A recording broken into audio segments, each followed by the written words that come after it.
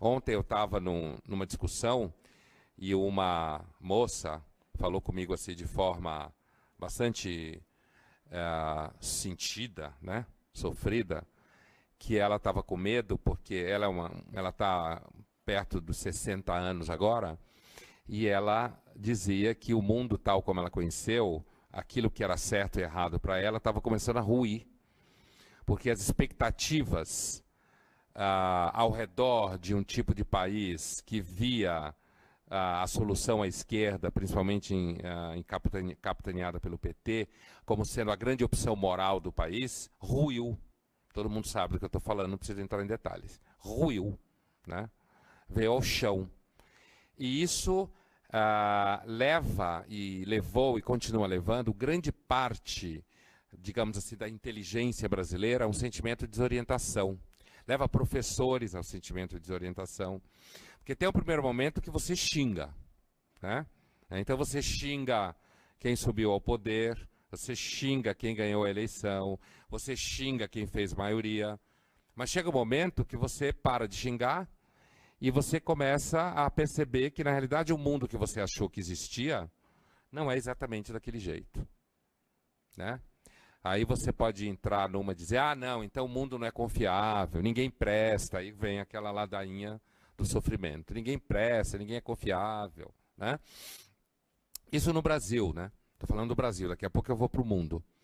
E aí, isso significa que aí vem uma eleição municipal, e essa eleição municipal no Brasil apresenta uma guinada claramente de afastamento daquilo que o mundo ao redor do PT significava. E quando eu estou falando o mundo ao redor do PT, eu não estou entrando no debate político enquanto tal. Eu estou me referindo a uma visão de mundo que existia, certo? E essa visão de mundo acabou, ruiu, né? Aqueles que se pensavam que eram santos não são, independente da sua opção ideológica. Estou falando fora da opção ideológica. O resultado é que no momento que acontecem essas eleições municipais no Brasil, a gente sabe que elas são as eleições municipais talvez mais importantes depois do fim da ditadura, porque elas representaram um movimento do país de afastamento da visão de mundo que dominava o país desde a ditadura. E isso para a inteligência pública é difícil, porque a inteligência pública era orgânica com a esquerda. É difícil para a maior parte dos professores e alunos e estudantes, porque continuam crescendo na expectativa de que esse universo que representava o PT significa o universo do bem. E por isso que os analistas portugueses colocaram isso encostado na Inglaterra na eleição do Trump. Por quê? Porque é um momento de ruptura. No caso nosso do Brasil aqui, é um momento de ruptura em relação à nossa história dos anos 60 para cá, principalmente. Tá? Uma ruptura que parece uma ruptura de pessoas que fizeram uma opção menos idealizada, menos sonhada, mais pragmática, mais desencantada, né? Uma opção que alguns leem como o fechamento, recuo, uma opção conservadora, né? Alguns falam o crescimento dos evangélicos, né? Quando as pessoas discutem a eleição municipal do Rio de Janeiro e falam da vitória do Crivella, isso dá medo em muita gente. Quando a gente fala da inteligência pública e universitária, dá medo em muita gente. E não só nesse universo. E o que é que vai acontecer, né? Como que o Crivella ganhou? O Crivella ganhou porque o outro candidato achava que o Rio de Janeiro era o centro acadêmico das ciências sociais. E ele estava dentro desse centro acadêmico e achou que era isso. E aí as pessoas têm medo, muita gente tem medo, porque o Crivella significa o crescimento de uma população evangélica. Mas não foram os evangélicos que elegeram sozinho o Crivella, senão ele não era eleito, né? Mas esse núcleo evangélico na população brasileira representa duas coisas que dá medo em muita gente. Conservadorismo moral, em termos de comportamento. Endurecimento, um certo endurecimento da visão de como as pessoas devem viver, que muita gente tem medo, certo? Quando eu digo essa muita gente, é principalmente gente que circula pelo mundo da inteligência, que produz conteúdo, que vocês leem, veem na televisão ou ouvem na faculdade, né? E outra coisa, representa uma tendência ao que a gente chama de liberalismo popular.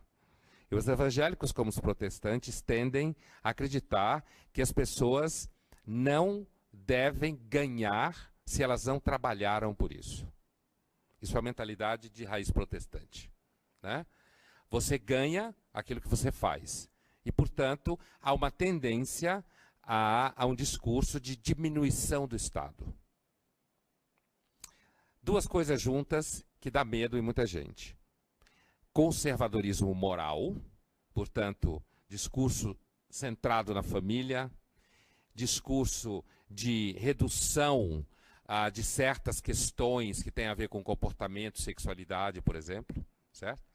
E ao lado disso, um discurso do tipo assim: você trabalhou, você merece, você não trabalhou, não me enche o saco. E isso significa uma certa crítica a, digamos assim, ajuda social, gasto social, certo? Né? Uma valorização, inclusive, da vida dentro da igreja e não da vida dependente do Estado, né? Então você pega gente que vem de classe social menos privilegiada, que às vezes trabalha como empregada doméstica, essa mulher entra na igreja, ela começa a fazer amizade, ela chora, consegue levar o marido dela, ele também chora, ele bebia, enchia a cara, batia nela, aí ele para de bater nela, recebe Jesus no coração, o irmão arruma um emprego para ele começa a trabalhar, ele já não gasta o dinheiro dela só, os dois começam a ter dinheiro em casa, um dia volta a transar, coisa que não fazia há muito tempo, Jesus ajuda inclusive a isso, ao contrário do que se pensa, certo? Volta a transar, e aí os filhos ficam alegres, porque a mãe está cantando em casa, o pai está feliz, né? Aí eles ganham o que fazer no final de semana, a igreja propicia sociabilidade, ganha cidadania dentro da igreja, né? Eles tomam decisões, pagam dízimo, mas os ricos pagam terapia, 300, 400 reais a hora para o terapeuta falar, né? Então, assim, e cresce, você tem um sentimento de unidade, certo? Você tem um sentimento de que você participa de alguma coisa. Pessoas que normalmente não sentiam que participavam de coisa nenhuma, ganham cidadania.